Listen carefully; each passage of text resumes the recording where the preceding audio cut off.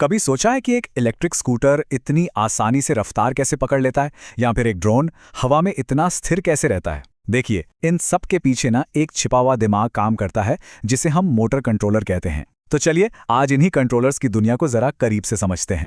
असल में इन मशीनों का जादू तो है इनकी मोटरों में, पर असली हीरो वो है इसका कंट्रोलर। यही वो चीज है जो मोटर को बताती है कि भाई कब घूमना है, कैसे घूमना है और कितनी तेजी से घूमना है।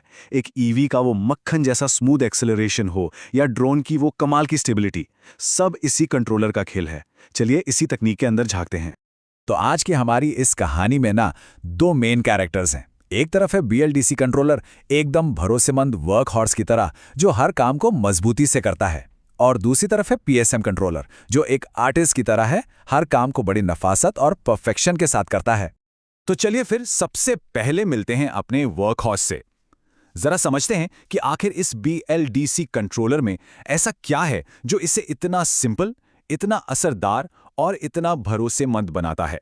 तो ये बीएलडीसी मोटर है क्या भला? देखिए, होता क्या है कि जब मोटर घूमती है ना, तो वो एक उल्टा करंट भी बनाती है, जिसे कहते हैं बैक ईएमएफ। बीएलडीसी मोटर में ये करंट एक ट्रेपीजॉइडल शेप में बनता है, मतलब बिल्कुल एक सीढ़ी जैसा। और इसी सीढ़ी जैसे वेवफॉर्म की वजह से इसे कंट्रोल करना बहुत आसान हो जाता है, जैसे एक एक कदम चढ़ना। अच्छा, तो ये सीढ़ी जैसी वेवफॉर्म वाली मोटर चलती कैसे है? इसके लिए इस्तेमाल होता है ट्रेपीजॉइडल कम्यूटेशन का। इसको ऐसे समझिए जैसे मोटर के अलग अलग हिस्सों को एक फिक्स्ड ऑर्डर में पावर दी जा रही है, बिल्कुल किसी परेड की तरह, एक के बाद एक, एक दो तीन। इसी से मोटर घूमती है। और बस यही है वो पूरा का पूरा 6 स्टेप का डांस। जैसा कि देख सकते हैं, कंट्रोलर का काम बहुत सीधा है। वो बस एक के बाद एक फेज को ऑन ऑफ करता रहता है। पहले ए से बी, फिर ए से सी, और ये सिलसिला चलता रहता है। कंट्रोलर को बस इन 6 स्टेप्स को दोहराना है और मोटर एक मजबूत, भरोसेमंद तरीके से घूमती रहती है। और जानते हैं, इसकी यही सिंप्लिसिटी इसकी सबसे बड़ी ताकत है।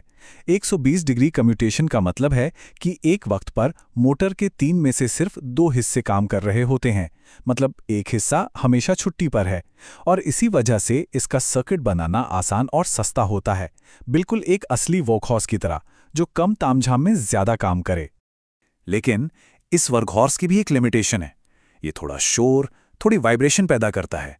और बस यहीं, जब हमें चाहिए होती है एकदम मक्खन जैसी स्मूथ और सटीक रफ्तार, तब एंट्री होती है हमारे आर्टिस्ट की, यानी पीएमएसएम की।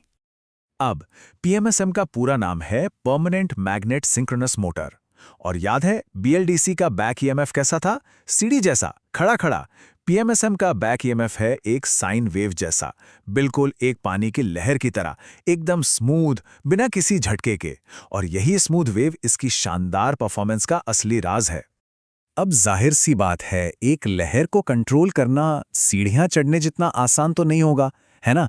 इसके लिए चाहिए एक बहुत ही एडवांस्ड दिमाग, जिसे कहते हैं फील्ड ओरिएंटेड कंट्रोल या एफओसी।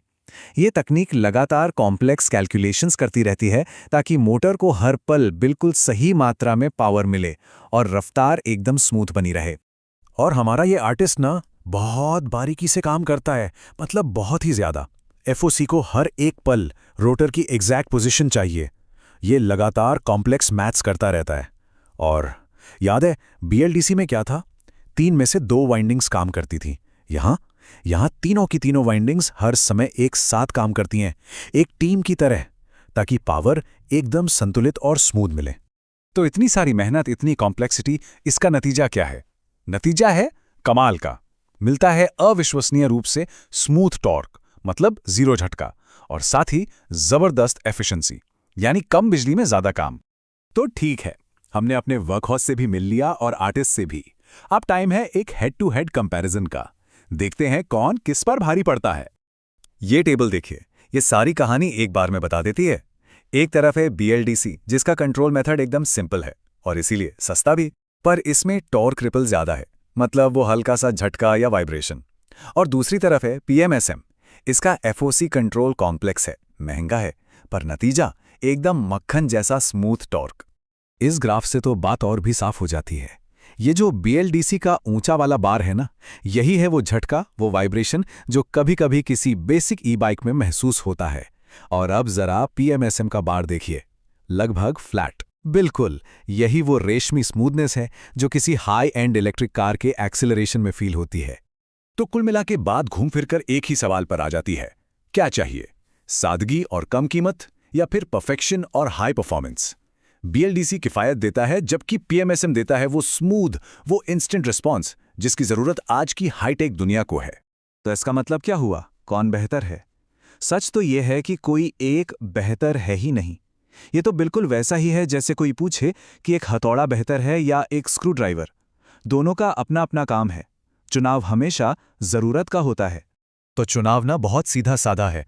अगर कोई ऐसी चीज बना रहे हैं जहां कीमत सबसे ज्यादा मैटर करती है, मान लीजिए कोई पंखा या पानी का पंप, तो BLDC बेस्ट फ्रेंड है। लेकिन अगर कोई रोबोटिक आर्म बन रही है या फिर एक प्रीमियम इलेक्ट्रिक कार जहां हर एक मूवमेंट में परफेक्शन चाहिए, तब PMSM के अलावा कोई और रास्ता है ही नहीं। तो कहां पर अपना वर्कहॉर्स बाजी मार ले जाता है?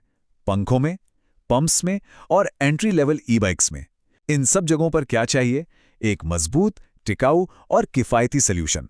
थोड़ा बहुत वाइब्रेशन चल जाएगा, कोई बड़ी बात नहीं है। और हमारा आर्टिस्ट, वो अपना हुनर कहाँ दिखाता है? हाई एंड इलेक्ट्रिक गाड़ियों में, जहां एकदम साइलेंट और स्मूथ राइड चाहिए। हाई प्रिसिजन रोबोटिक्स में, जहां 1 मिलीमीटर का भी फर्क बहुत बड़ा होता है। और हां, CNC मशीनों में, जहां तो भाई सटीकता ही सब कुछ है। और अब जाते जाते एक बड़ा सवाल है। जैसे जैसे हमारी दुनिया और ज्यादा प्रिसिजन और ज्यादा एफिशिएंसी मांग रही है, जैसे जैसे टेक्नोलॉजी सस्ती हो रही है, क्या एक दिन ऐसा आएगा जब ये आर्टिस्ट हमारे वर्क हॉर्सेस को पूरी तरह से रिटायर कर देगा? क्या भविष्य सिर्फ परफेक्शन का होगा? खैर, ये तो आने वाला वक्त ही बताएगा।